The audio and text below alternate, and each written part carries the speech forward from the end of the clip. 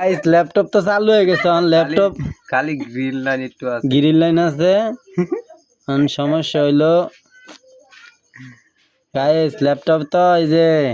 output input কি হয়ে গেছে এটা কি টক টাইম মারতে হবে এটা তো জানি না আমরা ল্যাপটপ এই যে চালু হয়ে গেছে মোটামুটি আমরা সাকসেস আই এম দা অবাক এটা তো কি কাম করে না করে বুঝি না এটা খারা দেখি দেখ কিছু আইনি লেভেলে এটা